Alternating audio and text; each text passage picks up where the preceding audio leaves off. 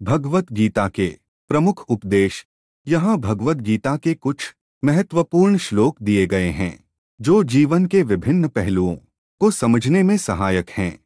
एक, कर्म योग के श्लोक। कर्मण्येवाधिकारस्ते मा फलेषु कदाचन माँ कर्मफल हेतुर्भूर्मा ते संगोस्त्व कर्मणि।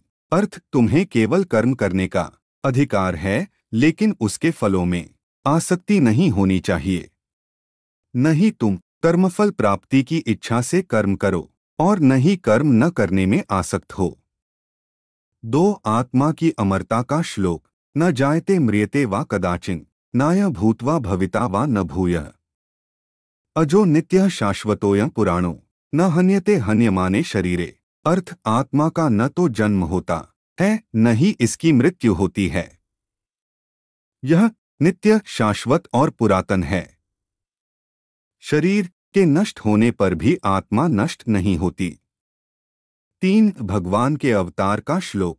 यदा यदा हि धर्मस्य ग्लानिर्भवति भारत अभ्युत्थानमधर्मस्य तदात्मानं सृजाम्यहं परित्राणाय साधूनां विनाशाय च दुष्कृतां धर्म संस्थापनार्थाय संभवामि युगे युगे। अर्थ, जब जब धर्म का ह्रास होता है और अधर्म बढ़ता है, तब तब मैं स्वयं प्रकट होता हूँ। सज्जनों की रक्षा और दुष्टों के विनाश के लिए मैं हर युग में जन्म लेता हूँ। 4, मन की स्थिरता का श्लोक।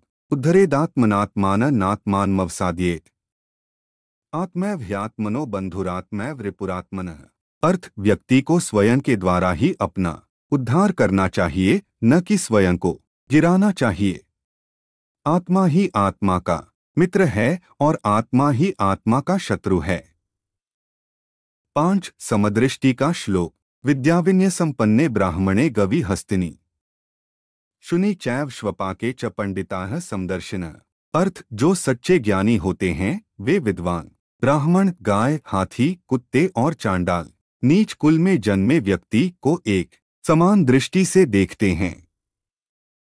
6, समर्पण भाव का श्लोक। अनन्याश्चिंत्यन्तो मां ये जनाः पर्युपास्ते तेषा नित्याभियुक्ताना योगक्षेम वहाम्यहं। अर्थ, जो व्यक्ति अनन्य भाव से मेरा स्मरण करते हैं और मेरी भक्ति में लीन रहते हैं, उनके योग अप्राप्त चीज को प्राप्त करना और क्षेम प्राप्त वस्तु की रक्षा करना का दायित्व मैं स्वयं लेता हूँ। 7, निष्काम भाव का श्लोक। तस्मात् सक्तः सत्तं कार्यं कर्म समाचर असक्तो ह्याचरन् कर्म परं आपनोति पुरुषः।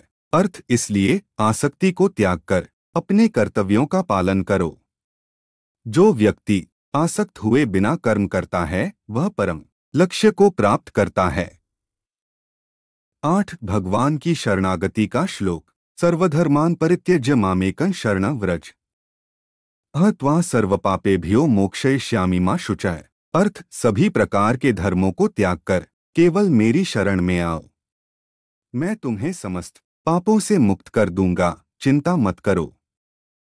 9, मोहमुक्ति का श्लोक। यह ही न व्यथ्यन्त्येते पुरुषं पुरुषर्षभ समदुःख सुखं धीरं सोमृतत्वाय कल्पते। अर्थ, जो व्यक्ति सुख और दुख में समान रहता है, जिसे ये चीजें विचलित नहीं करती, वही मोक्ष प्राप्ति के योग्य होता है। 10, प्रेम और भक्ति का श्लोक। पत्रं पुष्पं फलं तोयं यो मे भक्त्या प्रयच्छति ततः भक्त्युपहृतमश्नामि प्रयतात्मनः।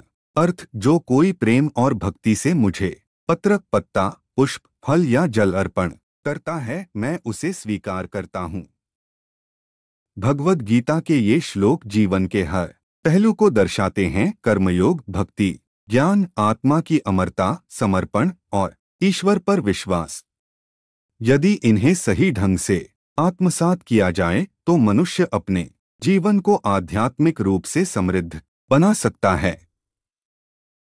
इस आलेख में दी गई जानकारियों पर यह दावा नहीं करते हैं कि ये पूर्णतया सत्य एवं सटीक है तथा अपनाने से अपेक्षित परिणाम मिलेगा, जिसे सामान्य जनरुचि को ध्यान में रखकर प्रस्तुत किया गया है।